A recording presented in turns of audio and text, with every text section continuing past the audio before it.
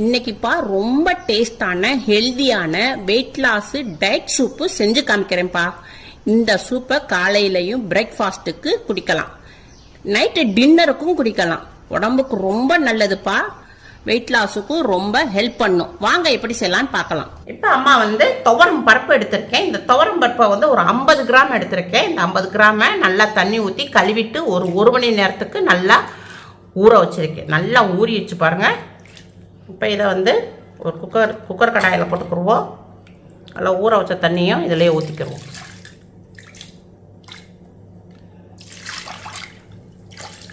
இப்போ இதை மூடி போட்டு இப்போ ஒரு விசில் ஹைலையும் 2 விசில் ஸ்லோலையும் நம்ம வேக வச்சு எடுத்துக்கிடுவோம். இப்போப்பா அம்மா ஒரு பீட்ரூட் எடுத்திருக்கேன். இந்த பீட்ரூட்டை நல்லா தோலை நல்லா கட் பண்ணிவிட்டு வாஷ் பண்ணிவிட்டு நல்லா கொஞ்சம் பொடியாக நறுக்கி வச்சுருக்கேன். 3 கேரட் எடுத்திருக்கேன். பொடிசாக இருக்குது, கொஞ்சம் சின்னதாக இருக்கிறதுனால 3 கேரட் எடுத்திருக்கேன். மீடியமான கேரட்னா நீங்கள் 2 கேரட் எடுத்துக்கோங்க. இதையும் நல்லா தோலை சீவிட்டு நல்லா பொடியாக நறுக்கி வச்சுருக்கேன். மீடியமான ஒரு தக்காளி எடுத்திருக்கு, நல்லா பழுத்த தக்காளியாக. இப்போ நம்ம நறுக்கி வச்சுருந்த பீட்ரூட்டை மிக்ஸி ஜாரில் போட்டுக்கிடுவோம். நறுக்கி வச்சுருந்த கேரட்டையும் போட்டுருவோம். தக்காளி, இந்த தக்காளியையும் இதில் நறுக்கி போட்டுக்கிடுவோம். இப்போ நம்ம பீட்ரூட்டையும் கேரட்டையும் அடிக்கிறதுக்கு நல்லா ஒரு கிளாஸ் தண்ணி ஊற்றிக்கிடுவோம். இப்போ மூடி போட்டு இதை உங்களுக்கு அரைச்சி கொண்டு வரேன். இப்போ நம்ம பீட்ரூட்டு கேரட்டு தக்காளி 3ஐயும் நம்ம அடித்தாச்சு, ஜூஸ் அடித்தாச்சு. ஒரு பவுல் எடுத்துக்கிடுவோம். இப்போ இதை ஜல்லடையில் நிறுத்துக்கிடுவோம்.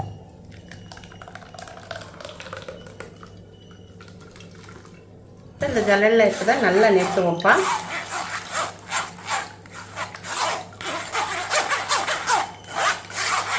திருப்பி இதை ஜாரில் போட்டுக்கிடுவோம். இன்னும் ஒரு டம்ளர் தண்ணி ஊற்றிக்கிடுவோம்.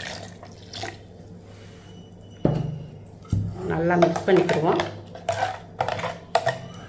திருப்பி ஜல்லடையில் ஊற்றிக்கிடுவோம். ஏன்னா அதில் உள்ள எல்லா சத்துக்களும் நமக்கு இறங்கிரும். இல்லை அப்படியே போட்டோம்னா அதில் பாதி சத்து அதில் சக்கையில் போயிடும். இப்போ நம்ம ஜூஸ் ஃபுல்லாக எடுத்தாச்சுப்பா. இந்த சக்கை தான் இருக்குது, சக்கை தேவையில்லை. ஆமாம், கேஸ் ஆன் பண்ணியிருக்கேன். ஒரு கடாய் வச்சுருக்கேன். ஒரு அரை டீஸ்பூன் அளவுக்கு நெய் விட்டுக்குருவோம். கொஞ்சமாக ஒரு 1/4 டீஸ்பூன் சீரகம் போட்டுக்குருவோம். 3 பல் பூண்டு பொடிசாக நறுக்கிருக்கேன். இதையும் இதில் போட்டுக்கிடுவோம். லைட்டாக இதை வதக்கிக்கிடுவோம்.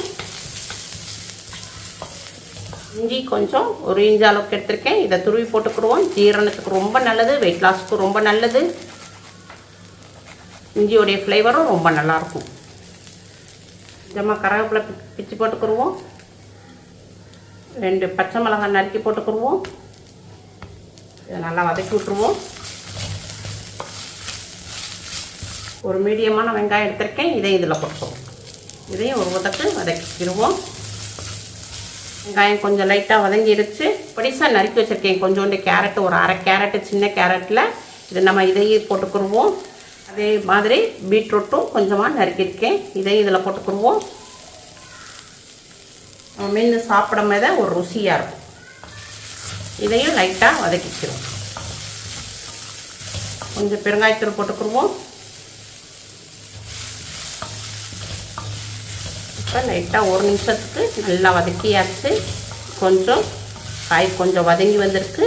இப்போ இந்த காய் வேகிற அளவுக்கு கொஞ்சமாக தண்ணி ஊற்றிக்கிறோம்.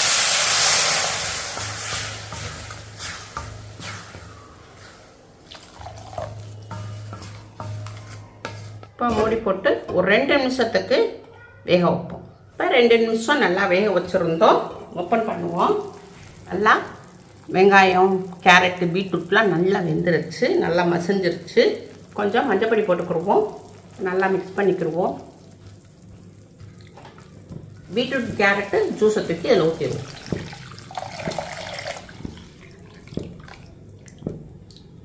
இப்போ நம்ம வேக வச்சுருந்த துவரம் பருப்பு நல்லா வெந்துருச்சுப்பா. இது கொஞ்சம் இதாக இருக்குது. இதை கொஞ்சம் நல்லா மசிச்சு விட்டுக்குருவோம் கரண்டியை வச்சு.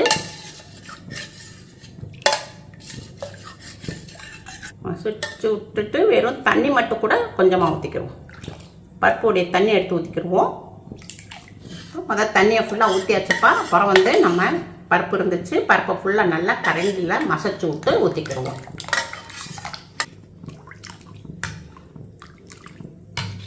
தேவையான அளவுக்கு உப்பு போட்டுக்குருவோம், பிங்க் சால்ட்டு. இப்போ மல்லி இலை கொஞ்சம் நறுக்கி போட்டுக்குருவோம்.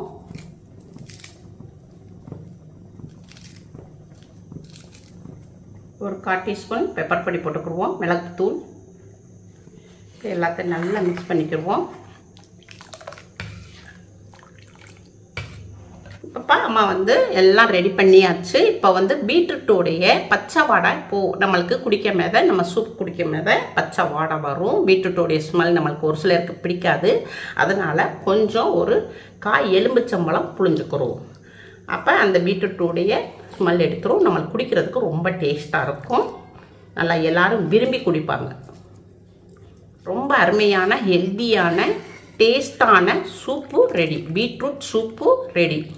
லைட்டாக கொதிக்குது. ரொம்ப நம்ம அதை கொதிக்க விடக்கூடாது. பீட்ரூட்டில் உள்ளதும் கேரட்டில் உள்ள சத்துக்கள் போயிடும். லைட்டாக தான் கொதிக்க விடணும், அவ்வளோதான். கேஸ் ஆஃப் பண்ணியாச்சு.